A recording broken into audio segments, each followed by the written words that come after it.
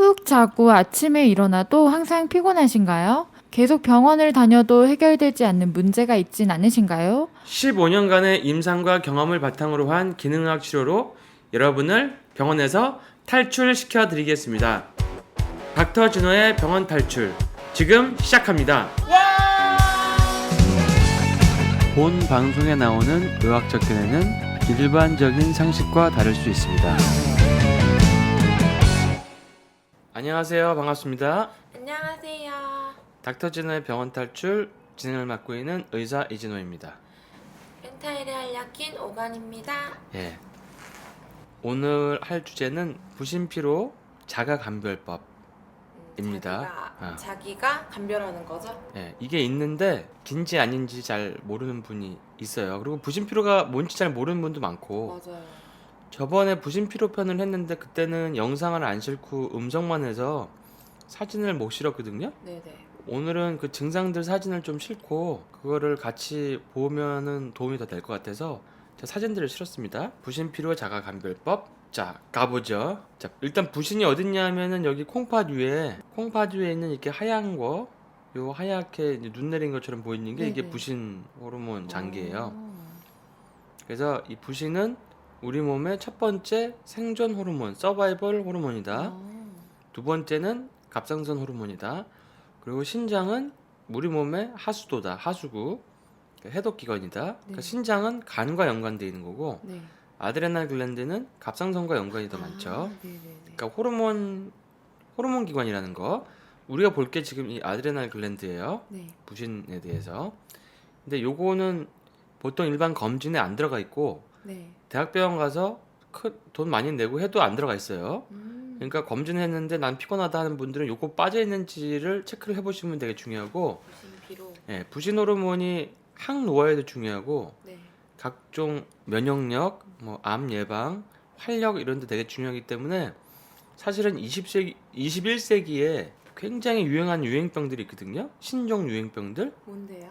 21세기의 유행병은 그러니까 옛날에 1900 뭐 우리나라 6.25 때라든지 1940, 50년대 유행병이라 그러면 뭐 결핵 무슨 폐렴? 폐렴 뭐 이런 거 균 감염 있잖아요. 네네. 이런 거라고 하면은 지금은 이제 부신피로, 음. 그다음에 에스트로겐 우세증, 네네. 환경 독소 증후군, 그다음에 갑상선 말초 전환 장애들, 인슐린 저항성 이런 것들 저희가 다루고 있는 주제들이 사실은 21세기의 에피데믹 유행병이에요. 지금 유행하고 있는 유행이 병이구나. 굉장히 많은 병인데 네. 실제로 부신피로는 전 인구의 한 4분의 1에서 3분의 1 정도가 일생에 한 번 정도 경험을 해요. 엄청나게 많은 수가 경험을 하는데 실제로 병원에 검진에 안 나오고 네. 이게 대학병원에서 검진이 안 돼요. 아직까지 제가 알기로는. 왜 안 돼요? 부신이 아예 고갈돼서 안 나오는 사람들은 네. 에디슨병이라고 진단이 가능해요. 그거는 네. ACTH 스티뮬레이션 테스트라고 해서 그 혈액으로 검사를 하는데 거기서 부신에 문제가 있다고 나오면 부신 고갈이고 그 병 이름이 에디슨병이에요. 에디슨병? 에디슨병은 뭐 에디슨처럼 똑똑하다 이런 병이 아니고 발명을 잘한다가 아니고 부신 호르몬이 안 나오는 병이에요. 그래서 평생 약을 먹어야 되는 병이에요. 부신 호르몬이 안 나오면 계속 피곤한 거예요? 피곤한 게 아니고 6개월 동안 아예 안 나오면 죽어요. 죽어요? 네, 생존 호르몬이기 때문에. 죽는구나. 근데 부신 피로는 우리가 지금 얘기한 부신 피로는 고갈된 아예 안 나오는 게 아니라 좀 덜 나온다. 덜 나오는 게 진단이 안 돼요. 그 대학병원 내분비과 가서 진단이 안 돼요. 되는 곳이 몇 군데 있는데 기능의학을 도입한 데는 근데 잘 안 돼요. 그래서 네. 혈액 검사는 오류가 많아요. 그래서 부신피로 그 혈액 검사로는 진단이 안 된다는 그 편이 또 있거든요. 네. 그걸 참조해 보시면 되고, 부신은 정확한 건 타액과 그 소변으로 보는 게 제일 정확하다. 타액과 소변. 근데 21세기의 유행병이다. 그래서 부신은 신장이랑은 좀 상관이 없다. 이게 이제 증상들을 한번 보는 건데, 부신의 역할을 먼저 볼게요. 부신은 이게 부신인데 구상대, 속상대, 왕상대, 골수층 뭐 이렇게 돼 있어요. 네네. 작은 걸 확대시킨 건데 요 안에서는 아드레날린 나오죠. 에피네프린, 노에피네프린 이런 거 이제 커피 먹으면 쫙 올라가고 이런 거잖아요. 비행이나 전투 상황에 응답, 뭐 산에서 호랑이를 만난다든지 네. 아니면 도둑을 잡으러 뛰는다든지 아, 네. 뭐 하여튼 뭐 무슨 이런 전투 상태 응급 상황? 부부 싸움 한다든지 이럴 때 그 다음에 또 나오는 게 또 뭐가 나오냐면 DHA 우리가 DHA라는 것도 성호르몬 부신호르몬의 전구체죠. 네. 프로그레놀론도 그 전구체고 네네네. 프로게스테론 에스트로겐 여성 호르몬이고 네. 테스토스테론 남성 호르몬이고 네. 안드로스테디온은 이거는 스테로이드 호르몬인데 이게 이제 여러 가지 부신 호르몬과 여성 호르몬을 만드는 전구체죠. 이런 것들을 다 부신해서 만드니까 부신이 되게 중요한 거지.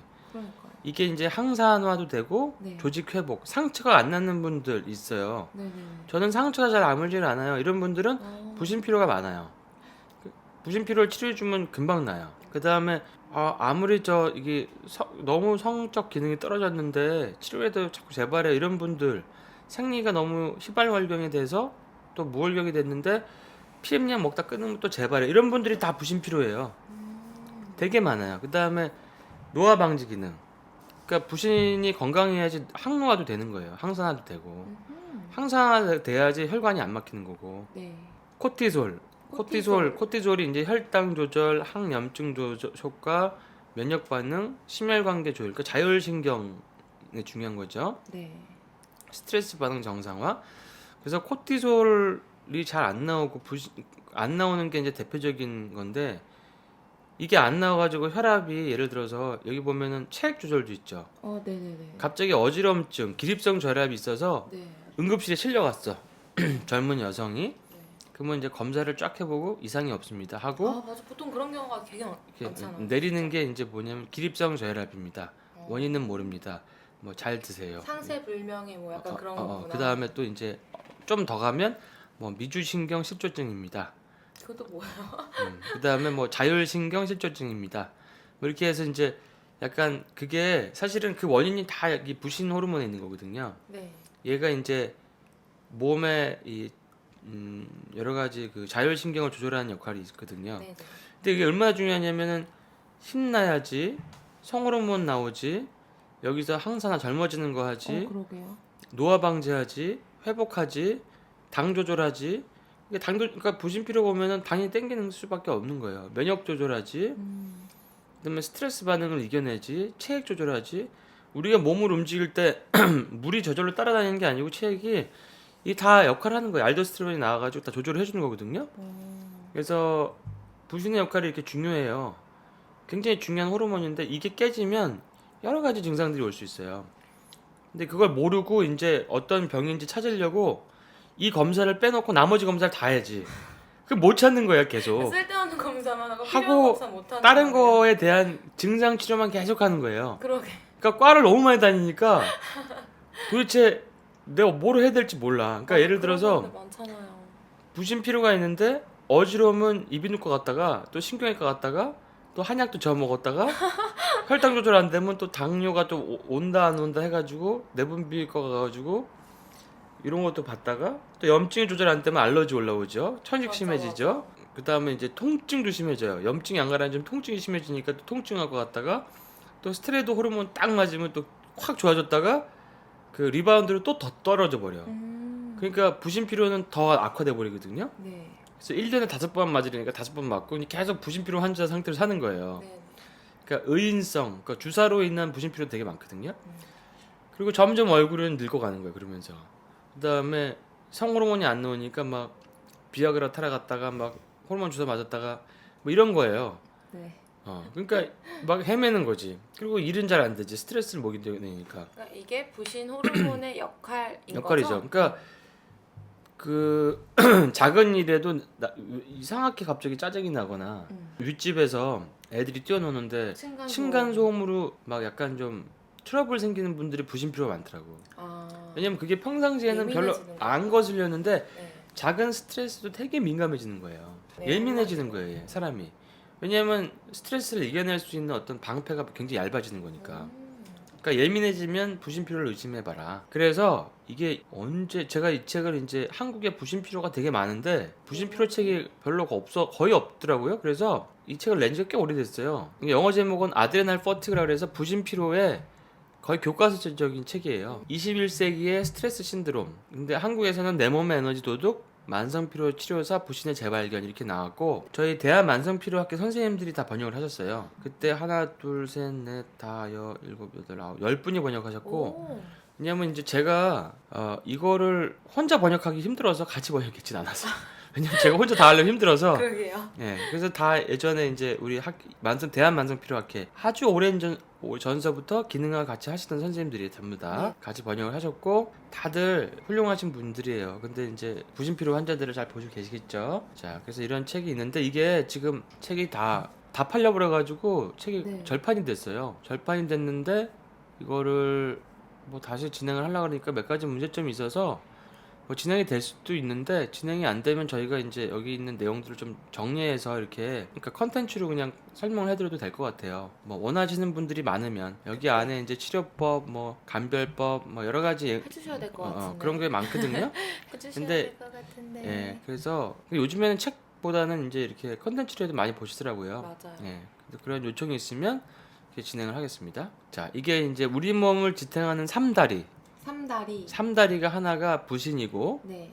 하나는 갑상선이고 네. 하나는 성호르몬이에요. 처음으로. 근데 이 우리 몸의 건강의 삼다리 이게 테이블에서 지금은 이 산이 뜻하는 거는 부신 다리가 빠진 거죠. 아, 네. 그러면 이게 삼각형이기 때문에 하나가 빠지면 이게 서 있을까요? 무너질까요?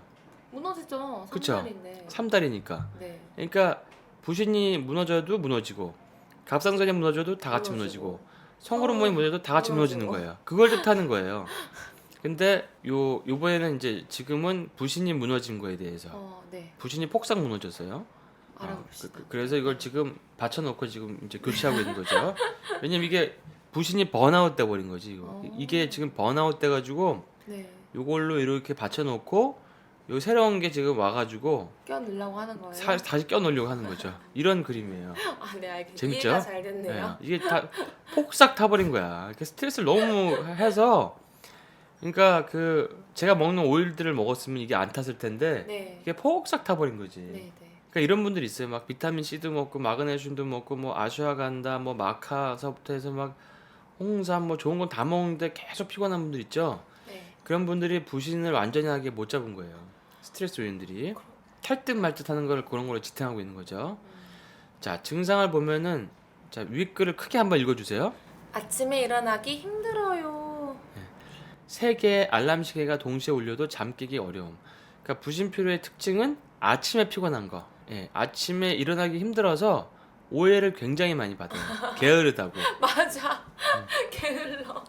그러니까 학생들이나 이제 결혼하는 분들은 넌 왜 이렇게 게을르냐? 그리고 이제 또 주부들은 뭐 남편 출근하는 거라든지 애들 학교 가는 거 못 볼 때도 많고 직장 생활 하시는 분들은 너무 힘들어가지고 자택근무로 바꾸신 분들도 있고 심지어 본인은 전역형 인간입니다 이렇게 얘기를 하시기도 하고 이제 전역형 인간이 아니야. 전역형 인간이 아니고 부신 필요해요. 치료하면 좋아져. 그러니까 사람이 원래 호르몬은 아침에 올라가서 저녁에 떨어지게 돼 있는 거예요.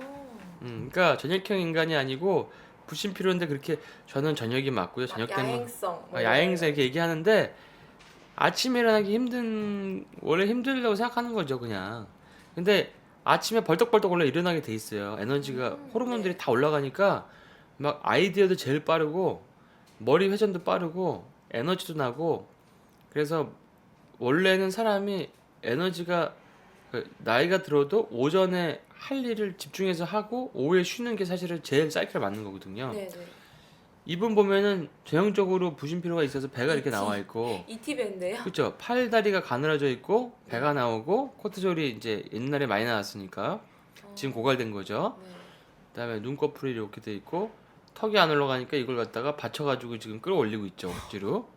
지금 9시 45분이에요. 지금 네. 남들 다 출근해 있을 시간에. 그러게요. 네, 이런 경우가 되게 많죠. 네. 요런 증상 자 잘 보시고 아니면 아침에 커피 안 먹으면 도저히 활동이 안 되는 분들. 그런 분도 엄청 많죠. 그다음에 또 읽어주세요. 생리전 증후군이 심해요. 예. 자 머리카락이 뭘로 변했죠 지금? 뱀으로 예, 변했네요. 메두사의 뱀으로 그러니까. 변했어요. 이거 딱 보기만 해도 무서운데요? 엄청 무시무시한데. 그리고 막 배에서 찌릿찌릿 전기가 나오고 머리는 메두사. 굉장히 이제 민감 예민 이런 표현하는 건데 자 배가 꽉 찬 느낌, 피로, 피곤, 괴팍해짐, 경련이남, 초콜릿이 먹고 싶어짐, 이보다 더 나쁠 수가 있을까? 이런 생리전 증후군이 부신 피로가 있으면 굉장히 심해진다. 더 심해지는 거죠? 네. 근데 이제 보통 생리전 증후군이 심한데 부신 피로가 같이 있다.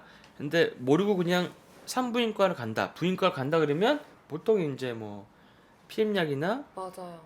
뭐 SSRI, 항우울제나 진통제 같은 거 처방받는 경우가 많죠. 그 주변에 친구들도 많이 그래서 피임약 먹고 있어요. 예. 근데 피임약을 먹으면 그게 이제 일종의 이제 요 증상은 좀 나아지는데 다른 것들은 있는 거죠.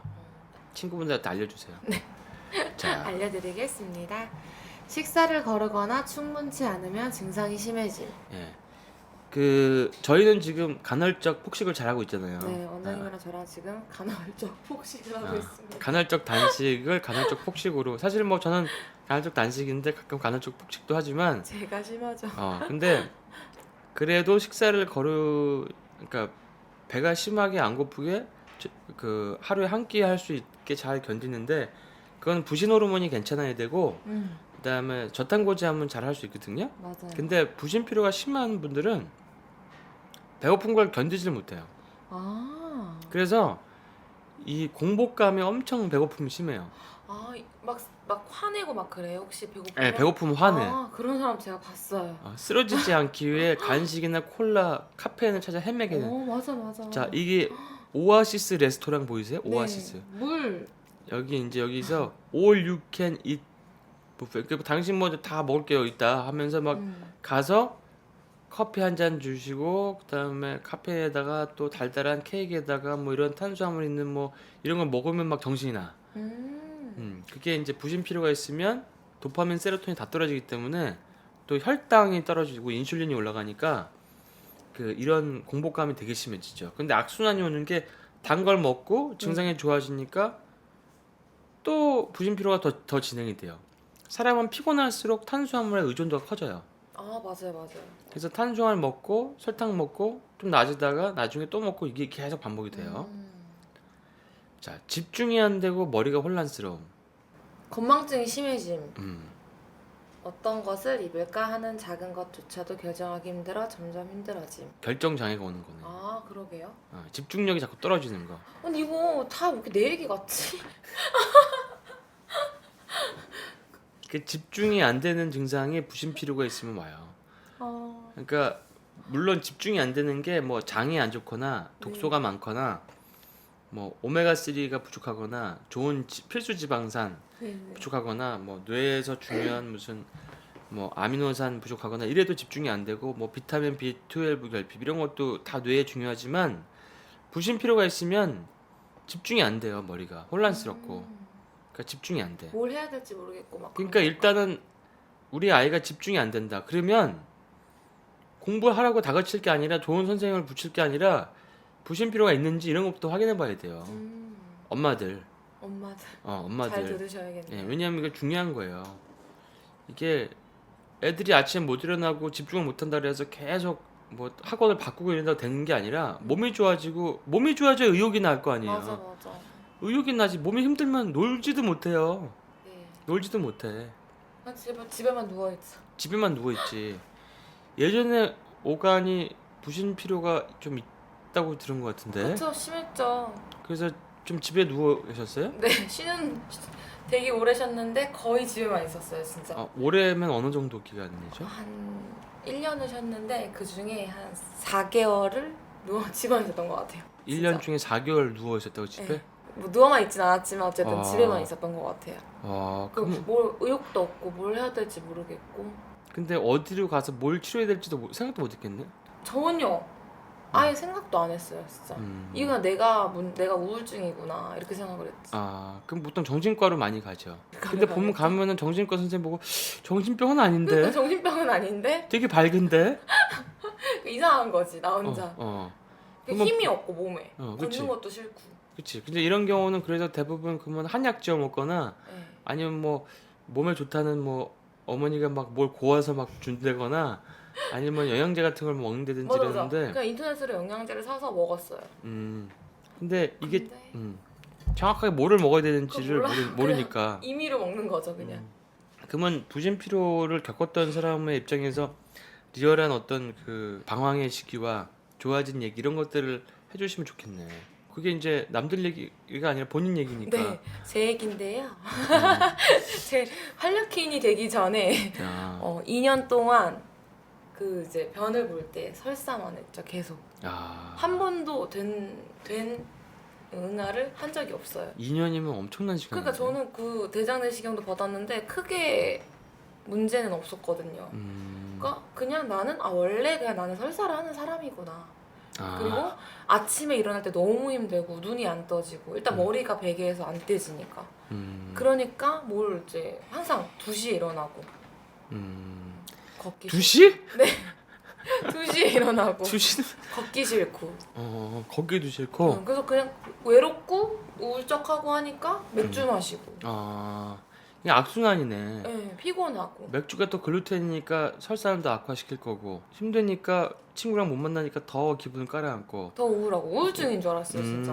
그러니까 이제 우울증이 사실은 우울증에서 몸이 좋아지고 부신피로 좋아지고 장 좋아지면 없어지는 우울증이 되게 많아요. 그러니까 그런 거를 어디서 치료하고 뭐를 해야 되는지 모르니까 헤매는 분들이 많죠. 진짜 이거 아무도 모를 거예요 진짜. 이걸 많이 알립시다. 알려야 돼요. 알립시다. 저도 지금 치료를 하고 있는데 엄청 좋아졌습니다. 그러니까 부신피로의 제일 큰 원인이 장기적인 스트레스와 장누수예요. 두 가지가 제일 큰 원인이거든요. 근데 설사를 오래 했다는 건 장누수가 있다는 얘기죠. 있었다는 얘기죠.